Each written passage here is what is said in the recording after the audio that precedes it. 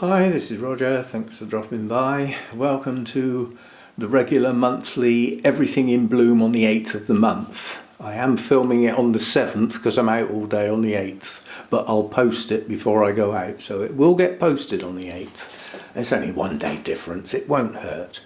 Now, believe it or not, out of I think it's about 175 orchids, there's only 10 in bloom at the moment. I've got loads of spikes, but we'll look at what's in bloom. A lot of it you've seen recently, but it's a regular monthly, it's what we do. And for the first time since this thing came out in bloom, I've got it down off the shelf so that I don't have to film it in the roof, because it's a metre tall basically. And we're going to start and go around this way for a change. So we're starting off with this. This is usually in the roof, and I either use the zoom or hold the camera 2 foot above my head and try and get it in the middle of the shot. Dendrobium infundibulum, and these blooms have been out months, and I mean months, more than 2, and they're not showing signs of going over yet, but they will. They're going to get to the end of their life in the not too distant future. Very, very delicate. These petals and sepals are like paper. You can see through them. But to be able to see through them, you need something directly behind them, like my finger. Lovely veining that's created by the almost transparent petals there. And that gold in the centre is just gorgeous. So yeah, a closer look than normal this time, because as I said, this when the pot's on the shelf where it lives, the bloom is in the roof. It's almost touching the roof. So that's that one. And then coming round here, this is a no ID Cymbidium that I came back from Burnham's with. And blooms are attractive, lovely strong colouring, simple colours, just basically yellow. And the lip fades to cream with the deep red spots and markings, so very simplistic colours.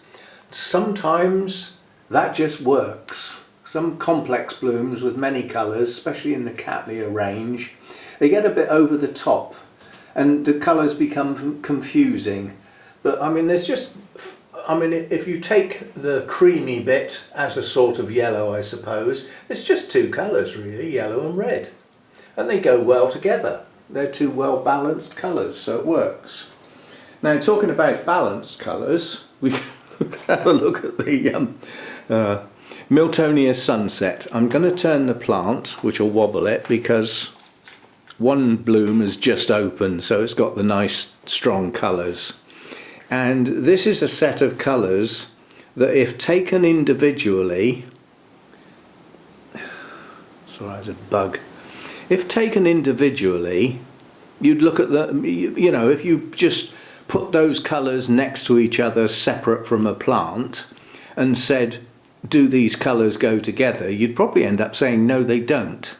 Because you've got from virtually white through to quite a deep purple with shades of lilac on the lip that then blends into orange with yellow petals and sepals. Those colours are not well balanced, and yet, boy, do they work on that bloom.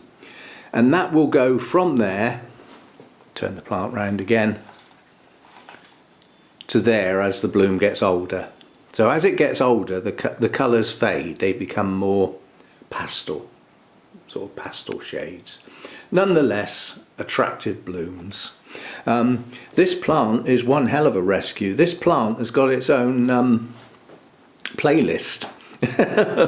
Miltonia Sunset with Fusarium, which goes back many years.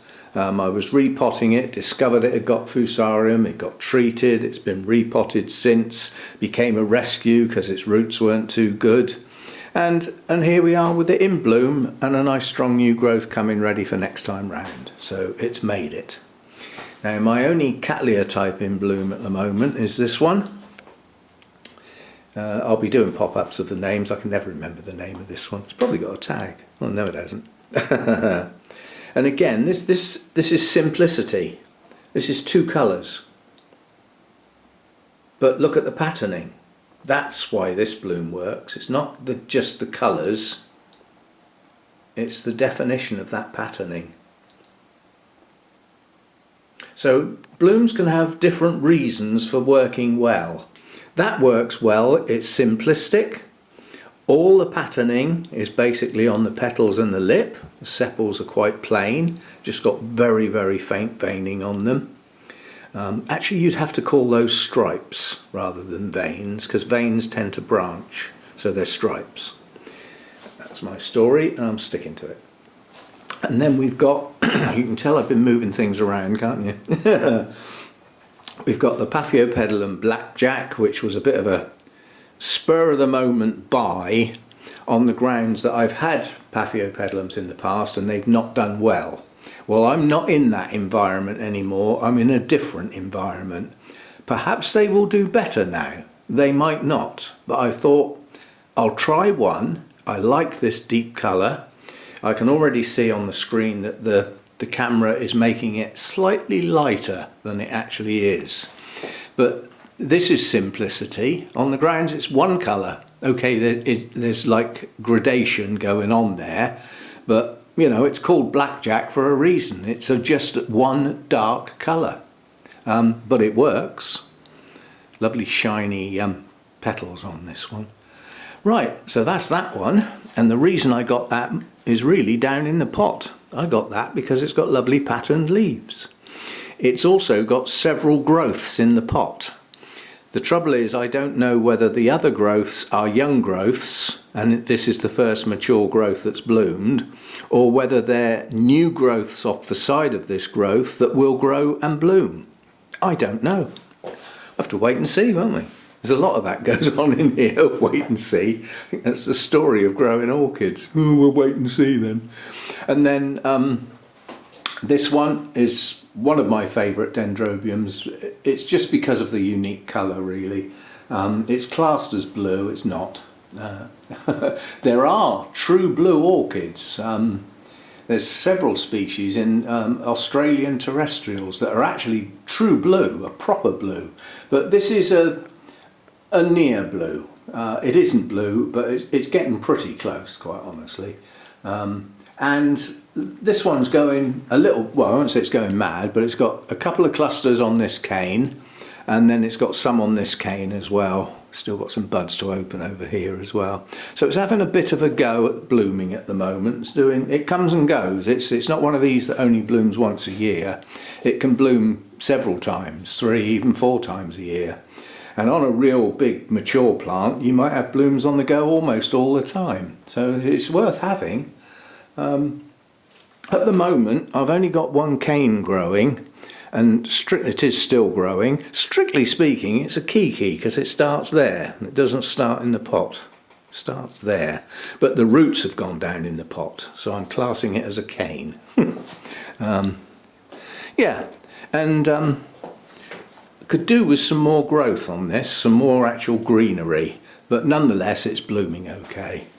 And then we've got our recent acquisition down here, which is Dendrobium hibiki, and I've come across 2 people that have actually said this is a drinker.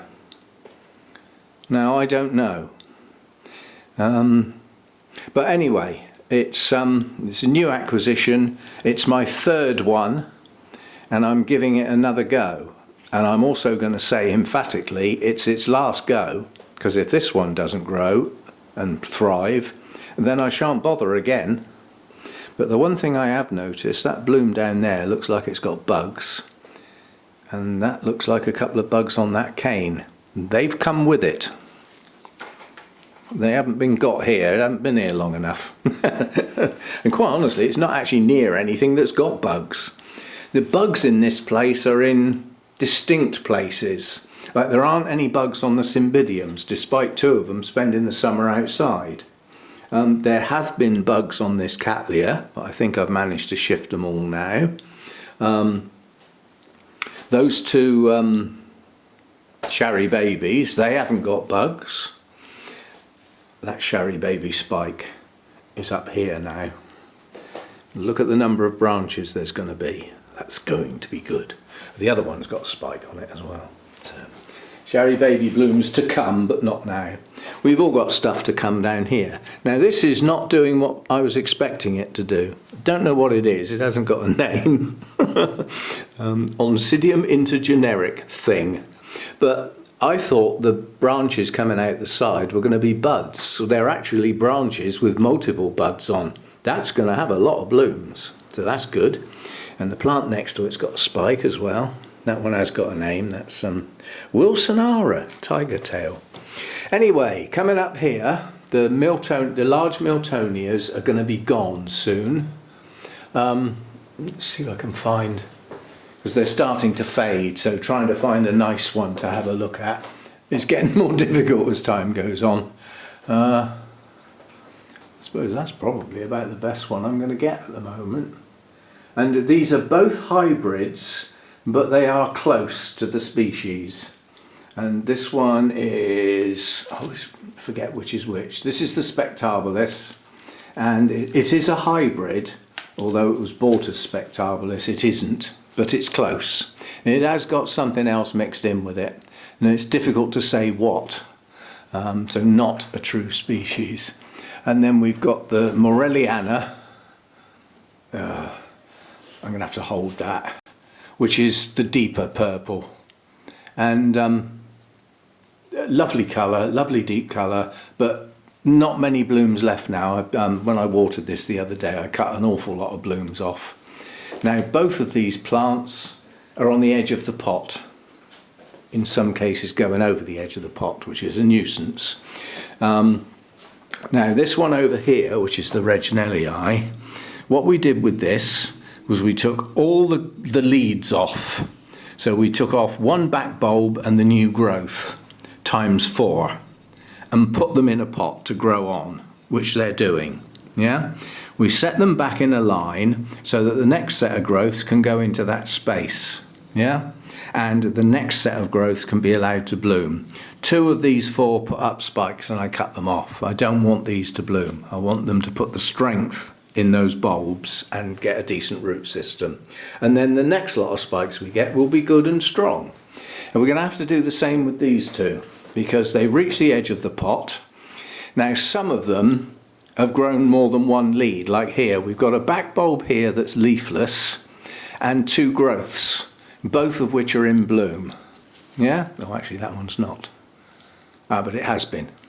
Yeah? So we've got to try and find, suitable new growths when they start. They won't start yet because the plants are still in bloom, but the new growths will follow on quite quickly afterwards, and then we'll be looking for leads that are a bulb and a new growth. That's all. I don't mind dropping the back end of the plant and missing a year of blooms to get the plant back strong again, because effectively they're exhausting themselves, which is why there's so many bulbs without leaves now. They've also been kept this year in the light that's a bit too bright for them, hence the paler colours. But these do have a naturally pale colour to the bulbs. I think I've just overdone it a bit this year. Right, then tucked up in here, we still have, it's still going, it's lasting an awful long time, is the Prosthetia radiata. Is it Prosthetia? Yes, radiata. It could be called something else by now. They do chop and change the names in the with the Prosthetias and Encyclias, and they're all getting jumbled up basically, and they keep chopping and changing them. But basically, it's a shuttlecock type orchid, an upside down type orchid where the lip is on the top of the bloom. No, they haven't opened wrong. That's how they are. Yeah, so the bloom is an upside down bloom basically, and lovely delicate markings on the lip, but not really much colour at all. But this one doesn't need colour, it makes up for lack of colour with fragrance. The fragrance from this is overpowering at times. To a degree, I won't say I'm lucky because of it, but because I don't get any actual sun on here, I don't get the extra strong fragrance that this is capable of pushing out. But this is growing on okay. It's heading in 2 different directions. It's on the edge of the pot, so this, and I haven't potted it or repotted it since I got it, so it's due a repot. Now it's come from Burnham's, but I didn't buy it. This came from Jeff's collection, and it's probably never been repotted since he got it either. So we will be repotting that, and when we do, we'll split it. It's heading in 2 directions. We've got this is the weaker half of the plant, but it has got a new growth on it, and then the other part of the plant has got 2 strong new growths on it that will probably bloom in the not too distant future. So yeah, when we split that, we'll have 3 leads with some back bulbs, and we'll get it in a nice pot and grow it on. So that's that one. He says kick in the air cleaner, and that, unless I'm very much mistaken, is it. That's where we are. As I said, there's stuff to come, plenty of stuff to come. I'm quite looking forward to just how many blooms there's going to be on this tatty looking plant, which starts there and ends there. That's it, tatty looking plant. Heads off down here and heads off down here. Both of those spikes are coming off the same bulb, and look at the sheer number of buds. And that is highly fragrant. That's Sotoanum, Oncidium Sotoanum. And boy, is that going to fragrance this place. Very fragrant that is. One of the parents of the twinkles. So that'll be good. Anyway, so that's it, short and sweet. There's not even a Restrepia in bloom that I can dig out. My 4 big Restrepias, that they haven't long been repotted. They're recovering okay from the repot, because well, at least 2 of them got left in their pots too long. But they're coming on, you know, they're pushing up new growths and everything. So so there we go. That's what we've got out in bloom at the moment, and that's all we're going to have for a while now. Because even though there's lots of spikes with buds on, some of those buds are going to take a while to actually develop and, you know, actually produce blooms. And obviously, during that time, some of these are going to go over. Those Miltonias up there aren't going to be around much longer. I'll give them another week, 2 weeks at the most, and they'll be gone, I suspect. And in some cases, I might just take the blooms off anyway and give the plants a rest. They've been blooming their heads off for ages, so got that. And yeah, end on that one, seeing as we never get close. You know, as I said, it lives in the roof, so we never really get that close to it. So we're, again, simplistic, 2 colours. Only 2 colours, but that's not all the bloom is. So yes, it's only 2 colours, but we've got this delicate tracery, almost paper thin. So there we go then, everything in bloom on the 8th, and that's October's version, and we'll do the same again in November, see what we've got going then, and I'll see you then. Thanks for dropping by.